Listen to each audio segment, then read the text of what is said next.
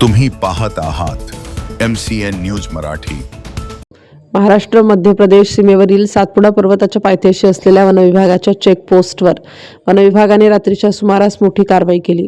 मध्य प्रदेशातून महाराष्ट्रात अवैधरित्या आणला जाणारा तब्बल 50 ते 75 लाख रुपये किमतीचा विमल गुटखा आणि पान मसाला वनविभागाच्या कर्मचाऱ्यांनी जप्त केला आहे।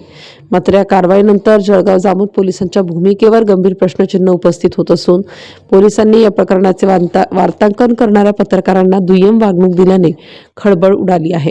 जळगाव जामोद तालुक्यातील सातपुडा पायथ्याशी असलेल्या वनविभागाच्या नाक्यावर वनकर्मचारी गस्तीवर होते। 30 डिसेंबरच्या रात्री 1 ते 2 वाजेच्या सुमारास मध्य प्रदेशकडून महाराष्ट्रात प्रवेश करणाऱ्या एका आयशर ट्रक क्रमांक MH30BD 7585 ची संशयावरून तपासणी करण्यात आली। तपासणी दरम्यान ट्रकमध्ये मोठ्या प्रमाणात प्रतिबंधित गुटखा आढळून आला। वनविभागाने तात्काळ स्थानिक पोलिसांना पाचारण केले आणि ट्रक पोलीस स्टेशनला लावण्यात आला।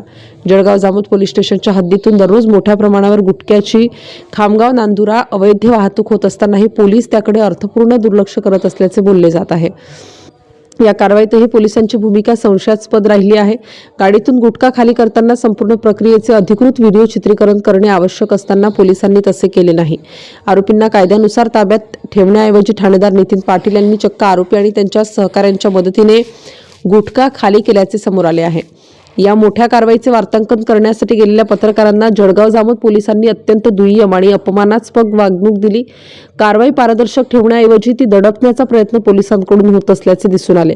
माहिती देण्यास टाळाटाळ करणे आणि पत्रकारांना सहकार्य न केल्यामुळे पोलीस नेमके कोणाला वाचवण्याचा प्रयत्न करत आहेत असा प्रश्न आता उपस्थित होत आहे। या प्रकरणी बुलढाणा जिल्हा पोलीस अधीक्षकांनी लक्ष देऊन जळगाव जामोद पोलीस प्रशासनाने गुटखा माफियांचे असलेले लागेबांधे शोधून काढत संबंधित अधिकाऱ्यांवर कडक कारवाई करावी अशी मागणी सुज्ञ नागरिक करीत आहेत।